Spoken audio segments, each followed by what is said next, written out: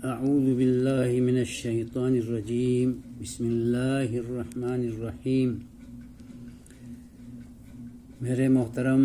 دوستوں، بزرگوں، بھائیوں، ماؤں اور بہنوں، السلام علیکم ورحمۃ اللہ وبرکاتہ۔ چند دنوں سے میں آپ کی خدمت میں سورہ فاتحہ سے متعلق ویڈیوز، اسلامی ویڈیوز شیئر کر رہا ہوں۔ اس ویڈیو کے اندر سورہ فاتحہ کے ناموں میں سے دوسرا نام سورۃ الصلاح ہونے سے متعلق معلومات فراہم کر رہا ہوں۔ میرے دوستوں، بزرگوں، بھائیوں، بہنوں، ماؤں، اللہ کے رسول صلی اللہ تعالیٰ علیہ وسلم نے سورہ فاتحہ کے ناموں میں سے ایک نام سورۃ الصلاح ہونا، نماز والی سورت ہونا بتلائی ہے۔ اس سلسلے میں رسول پاک صلی اللہ علیہ وسلم نے ایک حدیث قدسی بیان فرمائی ہے۔ فرماتے ہیں کہ اللہ رب العزت کا ارشاد ہے، قسمت الصلاۃ بینی و بین عبدی ولی عبدی ما سأل۔ میں نے نماز کو اپنے اور اپنے بندے کے درمیان دو حصوں میں تقسیم کیا ہے، ولی عبدی ما سأل، اور میرے بندے کے لیے وہ کچھ میسر آئے گا، وہ کچھ ملے گا جو وہ مانگے گا۔ تو اس حدیث قدسی کے اندر اللہ تبارک و تعالیٰ نے سورہ فاتحہ کو نماز کہا ہے۔ یہ اس سورت کی اہمیت، عظمت اور فضیلت کی دلیل ہے، اور نماز میں اہم رکن ہونے کی دلیل ہے، اور نبی پاک صلی اللہ علیہ وسلم نے اسی سے وابستہ حدیث ارشاد فرمائی ہے کہ لا صلاۃ لمن لم یقرأ بفاتحۃ الکتاب۔ اس مسلمان کی کوئی بھی نماز، خواہ وہ جہری ہو، سری ہو، خواہ وہ فرض ہو، نفل ہو، سنت ہو، استسقاء کی ہو، چاند اور سورج گہنا جانے پر پڑھی جانے والی نماز ہو، وتر ہو، نماز جنازہ ہو، انفرادی ہو یا باجماعت پڑھنے والی نماز ہو، کوئی بھی نماز جس میں نمازی سورہ فاتحہ نہیں پڑھتا، اس کی نماز اللہ کے دربار میں، اللہ کی درگاہ میں، اللہ کی جناب میں قبولیت نہیں پا سکتی۔ تو یہ سورہ فاتحہ کی عظمت، فضیلت اور نماز کا اہم رکن ہونے کا ثبوت اور واضح دلیل ہے۔ میرے مسلمان بھائیوں، بہنوں، بزرگوں، اللہ تبارک و تعالیٰ نے سورہ فاتحہ کو نماز کہا ہے۔ صلاۃ کے معنی عربی زبان میں مفسرین کی تشریح اور محدثین کی توضیح کے مطابق اور لغت عربیہ کے مطابق صلاۃ کے بہت سارے معانی ہیں۔ ایک رحمت پر بولا جاتا ہے، درود کو بھی صلاۃ کہتے ہیں، اور رحمت کو بھی صلاۃ کہتے ہیں، دعا کو بھی صلاۃ کہتے ہیں۔ صلاۃ کے بہت سارے معانی ہیں۔ یہاں پر قسمت الصلاۃ بینی و بین عبدی کے الفاظ میں نماز مراد ہے، یعنی سورہ فاتحہ کو نماز قرار دیا ہے۔ تو نمازی نماز پڑھتے ہوئے جب نماز میں اس سورت کو نہیں پڑھے گا تو یقیناً اس کی نماز نہیں ہوگی جس نے نماز میں نماز کو نہیں پڑھا، جس نے نماز میں نماز کی عظمت کو ملحوظ نہیں رکھا، جس نے نماز پڑھتے ہوئے نماز کی فضیلت کو، نماز کے عظیم رکن ہونے کو پس پش ڈال دیا، تو نبی پاک کی حدیث کے مطابق لا صلاۃ لمن لم یقرأ بفاتحۃ الکتاب، اس مسلمان کی نماز قبول ہی نہیں اللہ کی درگاہ میں جو نماز کے اندر سورہ فاتحہ کو، سورۃ الصلاۃ کو تلاوت نہیں کرتا اور پڑھتا نہیں ہے۔ تو میرے بزرگوں اور بھائیوں، سورۃ الصلاۃ سورہ فاتحہ کا دوسرا نام ہے اور اس کی بڑی فضیلت ہے اور بڑی عظمت ہے۔ اللہ تبارک و تعالی ہمیں حدیث قدسی اور نبی پاک کے فرمان کے مطابق سورہ فاتحہ اپنی تمام نمازوں میں پڑھنے کی توفیق دے اور اپنی نمازوں کو تکمیل تک پہنچانے اور قبولیت تک پہنچانے کی توفیق عطا فرمائے۔ اس کو پڑھ کر ہماری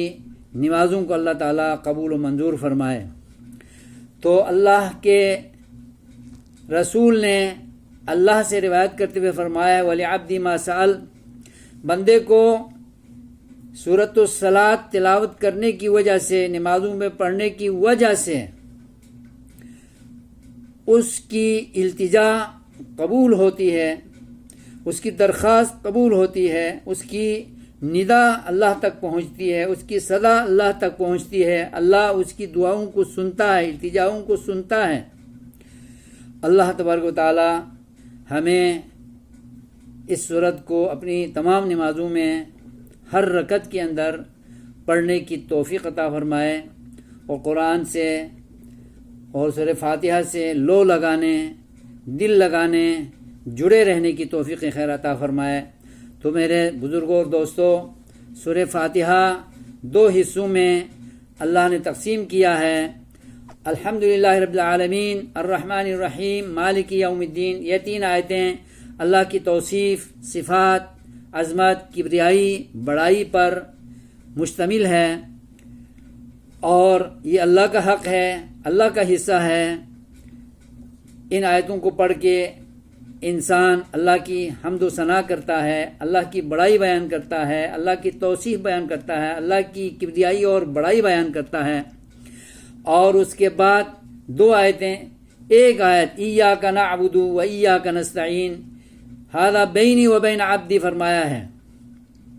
اللہ تبارک و تعالیٰ نے یہ میرے اور میرے بندے کے درمیان کا معاملہ ہے۔ ایاک نعبد پڑھ کر انسان اپنی جملہ عبادات کو اللہ ہی کی رضا، اللہ ہی کی خاطر، اس کی رضا کی خاطر پڑھنے کا اقرار کرتا ہے، ادا کرنے کا اقرار کرتا ہے، کیونکہ عبادتیں ساری اللہ کی رضا کے لیے ہیں اور عبادتوں میں اللہ کا کوئی شریک نہیں ہے۔ اور نستعین پڑھتے ہوئے بندہ اس بات کا اقرار کرتا ہے کہ کوئی مشکل پیش ہو، کوئی پریشانی ہو، کوئی اذیت ہو، کوئی آزمائش ہو، کوئی مسائل درپیش ہو، تنگی ترشی ہو، غم فکر دکھ درد ہو، بیماری ہو، غمی ہو، ان تمام امور میں بندے کو اللہ کی طرف سے تاکیداً حکم ہے کہ استعانت، مدد مانگنا، مشکل کشائی کروانا، حاجت روائی کروانا، بگڑی بنانے کے لیے اللہ کے حضور رجوع کرنا، اللہ کے دربار میں التجا کرنا، اللہ ہی سے مانگنا، یہ انسان کو اللہ تعالیٰ سکھا رہا ہے۔ اور توحید مکمل اس وقت ہوتی ہے جب انسان شرک کی آلائش سے، شرک کی لعنت سے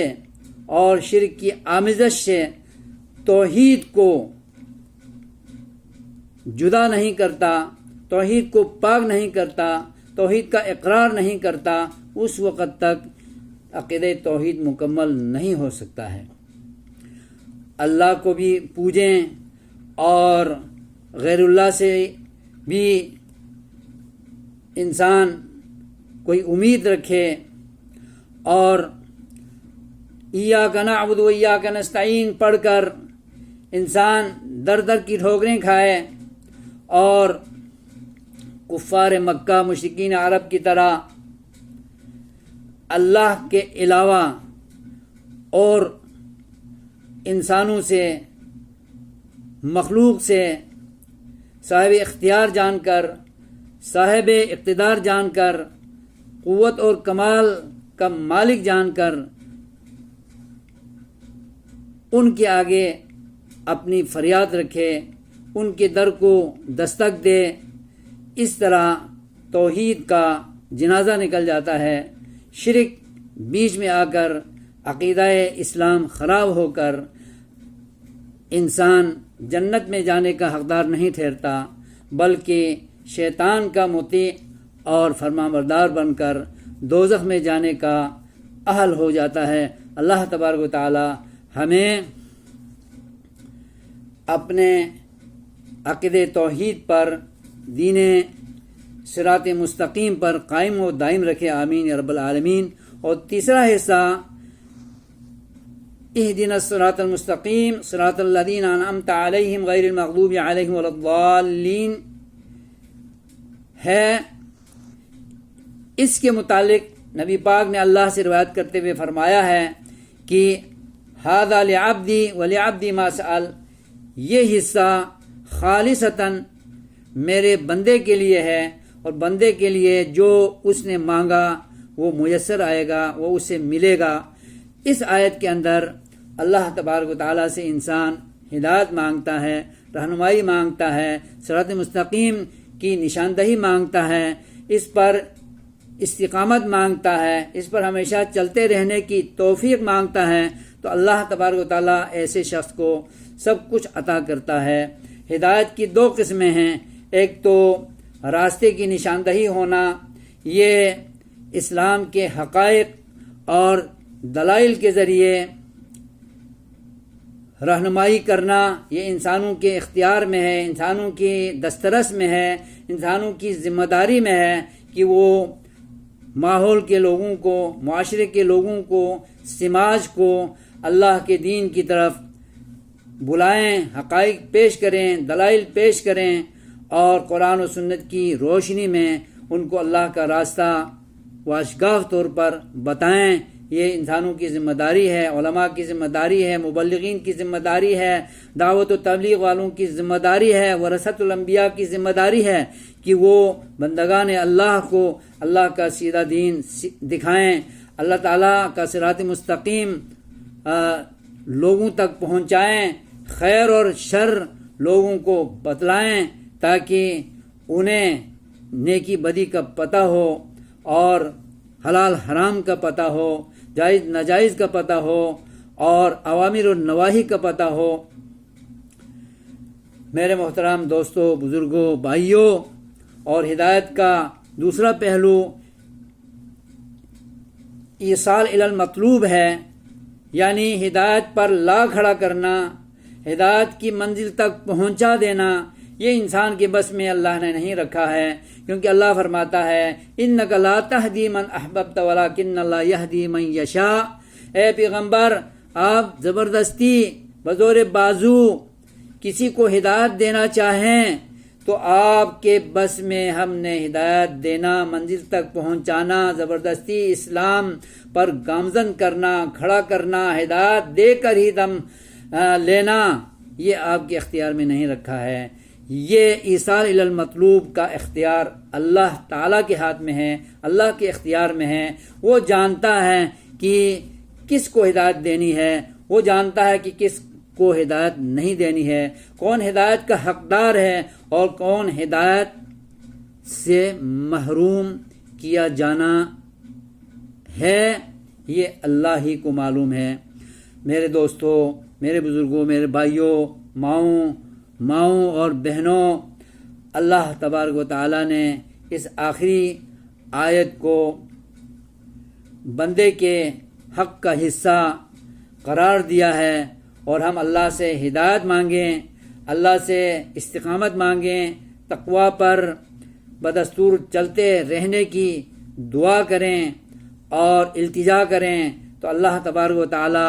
ہمیں ہدایت کا راستہ دکھا بھی دیتا ہے اور منزل تک وہ پہنچا کر بھی ہمیں اپنے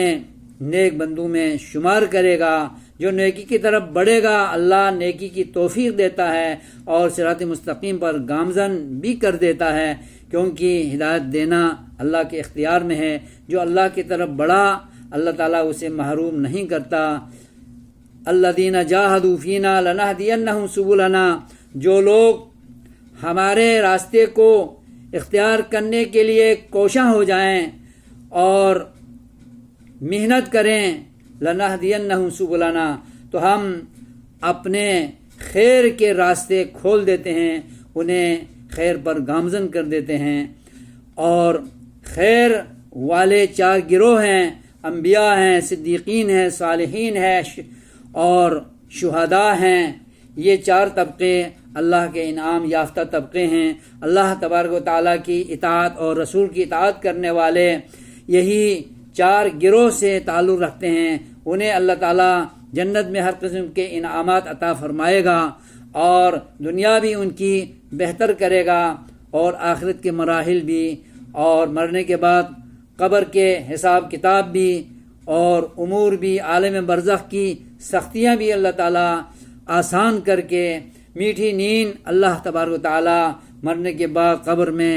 سلائے گا۔ اللہ ہمیں اپنے خاص بندوں میں شامل کرے۔ عباد الرحمن ہمارا لقب ہو، مومنین ہماری شان ہو، مخبتین ہماری صفت ہو، حزب اللہ ہمارا نام ہو، اور خیر البریہ ہمیں لقب ملے، تو یہ اسی صورت میں ہے کہ ہم اللہ اور رسول کی اطاعت کریں اور اس کے فرامین اور قرآن کی تعلیمات کے مطابق ہم اپنی زندگی گزاریں، تو ہمیں اچھے اچھے نام، اچھے اچھے اوصاف اور اہل جنت سے ہونے کا پیام اور بشارت اللہ تعالی ہمیں عطا کرے گا۔ اللہ ہمیں ان تمام اچھے اوصاف کے اہل بنائے، لائق بنائے، اور ہمارا انجام اچھا کرے، عاقبت اچھی کرے، اور آخرت میں ہمیں جنت میں داخلہ عطا فرما کر اور جنت کی نعمتوں سے مالا مال فرمائے۔ آمین یا رب العالمین۔ السلام علیکم ورحمۃ اللہ وبرکاتہ۔